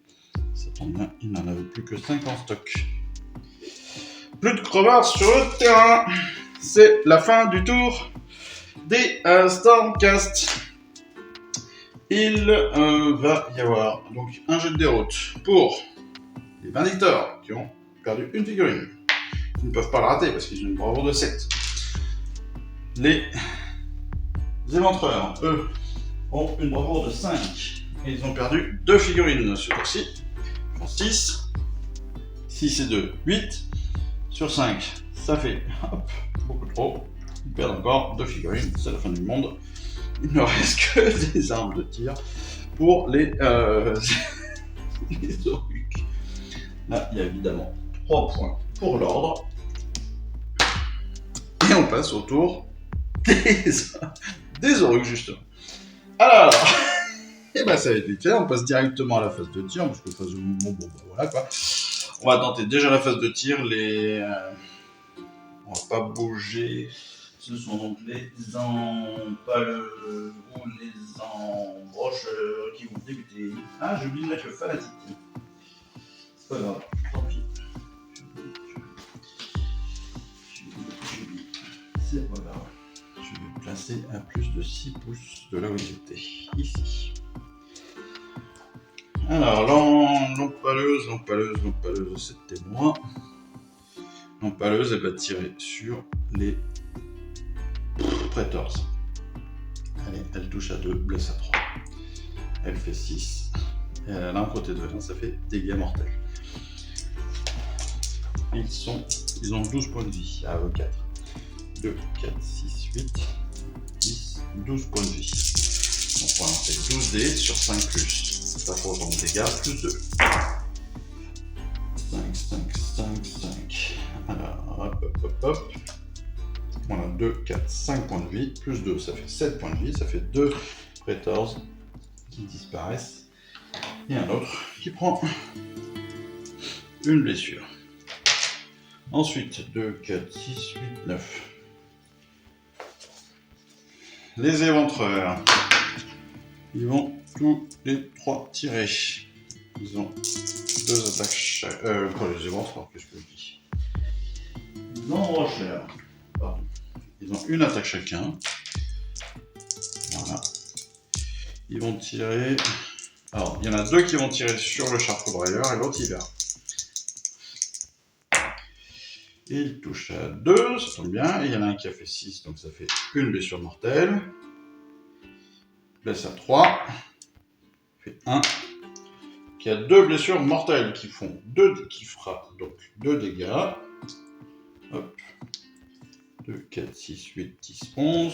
Il y a 12 points de vie pour le charpent-brailleur. Dernière attaque, donc pour le dernier embrocheur. Touche à 2, blesse à 3. Il fait 5, blesse à 3, il fait 6. Sauvegarde à 3+, avec perfo de -1, donc sauvegarde à 4+, il fait 1, 2 blessures mortelles, le charpent-brailleur est retiré du jeu. Wouhou! Grosse performance des embrocheurs. Et voilà. On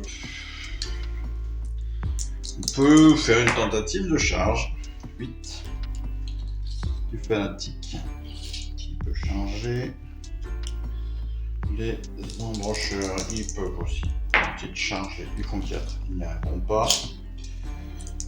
L'empaleuse 6, elle n'y arrivera pas non plus. Donc on a le fanatique qui se retrouve en combat rapproché. Et c'est le seul qui va pouvoir combattre. Lui a un D6 d'attaque. Il a 6 attaques. 2 4, 6. Il touche à 4, blesse à 3.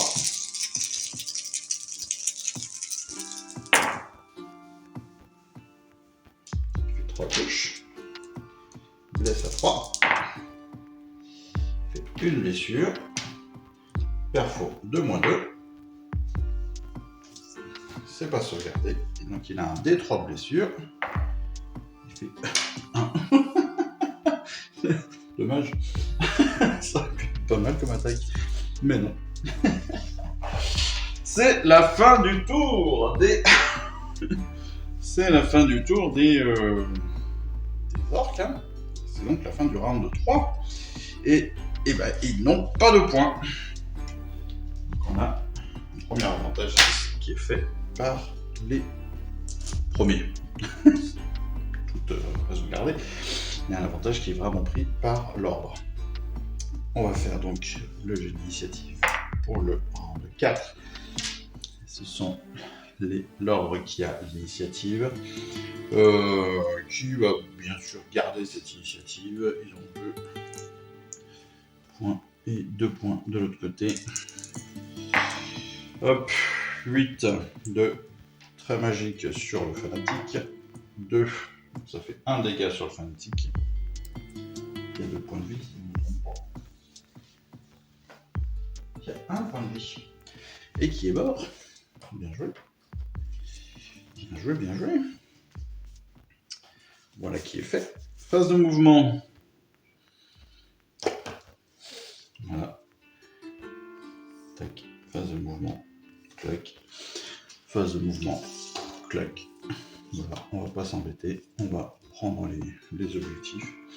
Fin, on peut dire fin du tour. Hop là, 3 points pour l'ordre.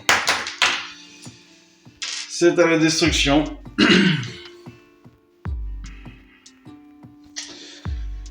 La destruction qui va se donner rien du tout parce qu'il n'y a plus de général, il n'y a pas de héros, il n'y a pas de sorcier, donc on peut même pas utiliser de point de commandement comme ça la Walligan, je crois. Ce sont les généraux, les héros, les chefs d'unité qui vont pouvoir donner de la portée. Là, il n'y en a pas. Pas de point de commandement utilisable. On est donc à la phase de mouvement directement. On va tenter un truc. Alors pas de tir pour l'instant. Donc l'empaleuse qui va tirer. Qui fait 2. Je crois que c'est 2 sur l'empaleuse. 2 touche à 3. Elle fait 6. Ça touche. Perfo 2 moins 2. Sur une sauvegarde 3 plus. Il y a un 6, c'est sauvegardé. Les embrocheurs, ils ont 3 attaques, les embrocheurs. 2 blessures sur... On va faire comme tout à l'heure, 2 attaques d'un côté, potentiellement une 3e sur les Prétors. Hop. Alors on a une blessure mortelle, touche à 3, c'est touché. Sauvegarde, donc à 4+. C'est un 3, donc la sauvegarde est ratée. On a donc 4 blessures sur un Arcanum et retiré du jeu. Le dernier des embrocheurs va tenter de tirer sur les Prétors. Il touche à 2 et blesse à 3. Il fait une touche. Sauvegarde à 4. Le Prétor, c'est sauvegardé, pas de soucis.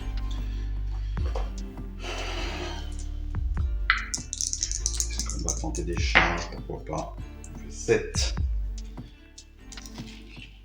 C'est raté. 5, c'est raté. C'est la fin du tour. Hop. C'était la fin du tour numéro 4. On va passer au tour numéro 5. Au round numéro 5, il n'y a aucun point pour la destruction. Jeu d'initiative. 6 pour la destruction, 4 pour l'ordre. C'est la destruction qui prend l'initiative ou pas. En l'occurrence, c'est l'ordre qui prend. C'est en effet la destruction qui va prendre l'initiative. Et qui va bouger. Hop. Allez. On va faire 5 ici. On va maquiller. De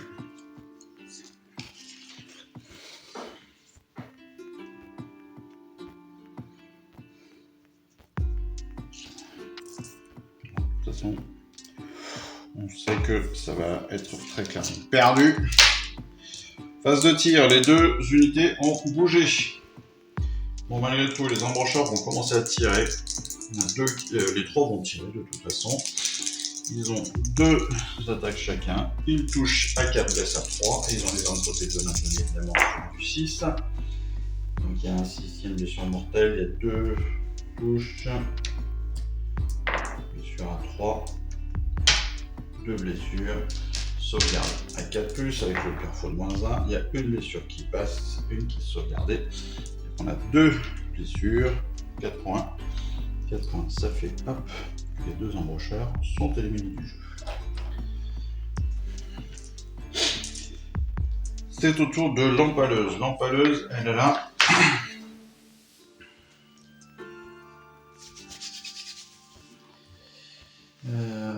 Qu'est-ce qu'il va pouvoir faire? Eh bien, elle a une attaque. Elle touche à 4, blesse à 3. Arme protégée de venin, bien évidemment, à 6. Elle fait 1, elle rate la touche, elle rate son jet, c'est fini. On a 2 points ici, 3 points pour la destruction.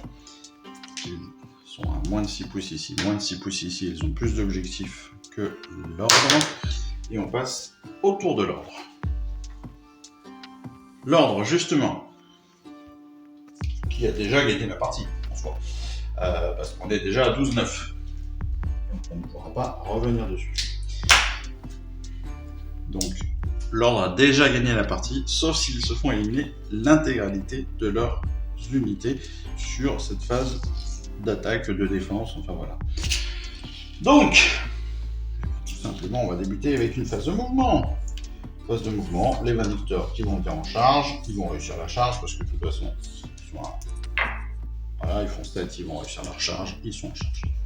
Clac, clac, clac, clac. Ils sont 4.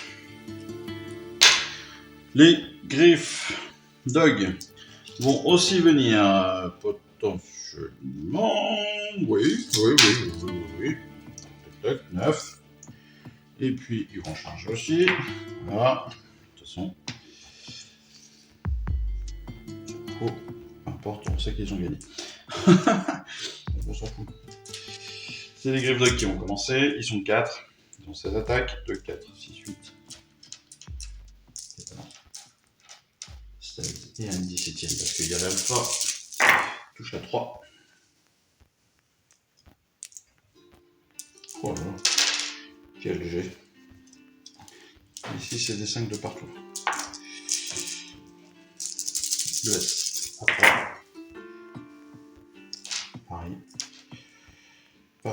Pareil. Et là on est sur 2, 4, 6, 8, 10, 11. 11 points. Ah non, il blesse à 4.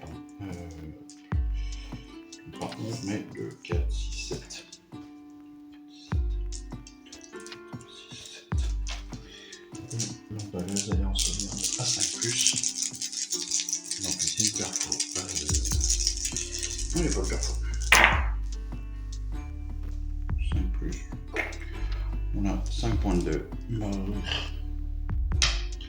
l'embaleuse n'avait que 5 points, donc pas de 0 tiré du jeu, comme ça c'est fait. Les vindicteurs n'ont même pas pouvoir d'attaquer.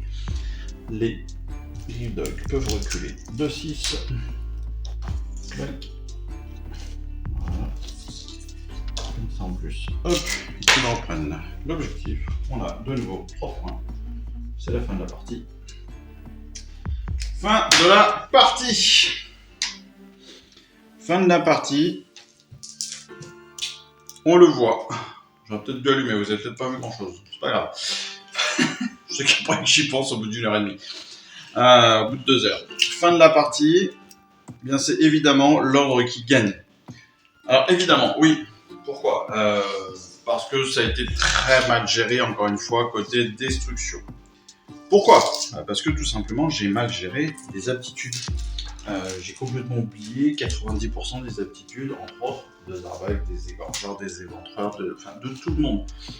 Je vous l'ai dit au fur et à mesure. J'ai très peu, pas du tout utilisé de points de commandement, sauf pour faire un pauvre aliment. Mais parce qu'encore une fois, difficile de gérer tout, de gérer les deux côtés, de gérer la tactique des deux côtés, etc. Donc bon, peu importe, ce n'est pas très grave. Ce n'est pas une excuse pour autant. C'était une partie sympa à jouer. Parce que beaucoup d'unités, beaucoup de jets de dés, beaucoup de possibilités d'attaque, beaucoup de possibilités de défense. C'est le genre de bataille que j'aime bien, même si ça commence à être long. Et oui, parce que vous avez vu, là on est quasiment à 2 heures de jeu, 2 heures de vidéo aussi, plus les règles qui vont être à 2 heures, 2 heures et demie, donc voilà. En tout cas, j'espère que cette partie elle vous aura plu. Moi elle m'a bien plu. C'était sympa, même si la destruction a pris une petite dérouillée. Je rappelle le score 15-9. C'était un peu chaud. C'était un petit peu chaud. Après, j'ai peut-être raté j'ai raté 2-3 lancers, mais ça, c'est pas ça qui fait la différence, je pense. Encore que l'empaleuse n'en a pas mis beaucoup au but. Et si l'empaleuse arrive à en mettre au but, clairement, ça peut faire une énorme différence. L'empaleuse, on rappelle, c'est 2 points de dégâts à chaque fois qu'elle fait une touche. Plus, c'est 2 points de dégâts, plus un lancer de dés par nombre de points de blessure qu'a l'adversaire. Jusqu'à 12 blessures à la fois. Ça peut être énorme. Ça peut être énorme. Taper 12 blessures à la fois, ça peut être énorme. Ça peut tuer un char foudroyeur en une fois. Ça peut tuer un seigneur impérator en une fois. Ça peut tuer la chevalière Sarcanum en une fois. Ça peut exploser une unité de prétors, de 4 prétors en une seule fois. 12, c'est aussi tous les griff dogs qui disparaissent en une seule fois. Là, les griff dogs, ils ont fait un massacre parce que en arrivant, en attaquant et en se repliant directement de 6, c'est génial. C'est génial pour eux parce qu'ils ont une super capacité, quoi. Ils ont une super capacité. Je les ai peut-être pas attaqués assez tôt, et peut-être pas comme il faut. Je me suis peut-être trop focalisé sur les gros objectifs, alors j'aurais peut-être dû justement me focaliser sur les griff dogs d'abord pour essayer de les éclater et donc me libérer après peut-être des attaques mortelles que j'ai subies derrière. Mais bon, c'est comme ça. C'est comme ça. Moi, en tout cas, je suis très content d'avoir fait cette bataille avec vous. C'était donc le fascicule numéro 30. Vous voyez qu'on remonte le terrain, on arrive quasiment.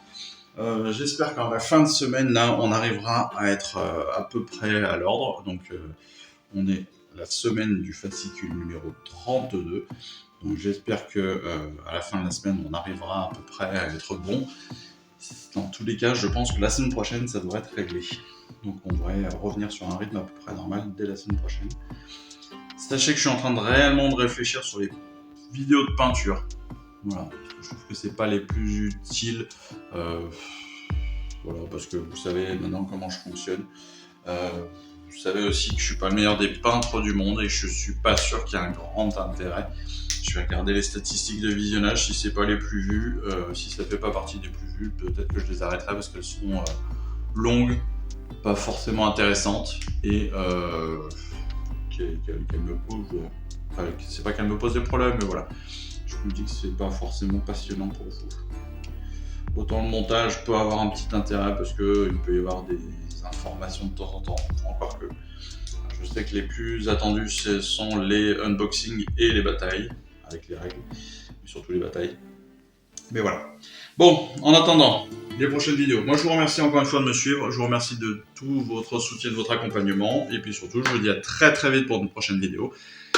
Et puis je vous embrasse. Allez, ciao, bye bye, salut. Je vous remercie d'avoir suivi cette vidéo. Si ça vous a plu, eh bien abonnez-vous, lâchez un petit like et un commentaire et suivez-moi sur Instagram. Instagram où je poste régulièrement des photos de mes dernières réalisations et dernières peintures. Et puis comme il est maintenant de tradition sur la chaîne, je vous souhaite une excellente fin de journée et surtout, lisez bien, collectionnez bien, assemblez bien, peignez bien et jouez bien. Allez, je vous embrasse et puis je vous dis à très vite. Allez, ciao, bye bye.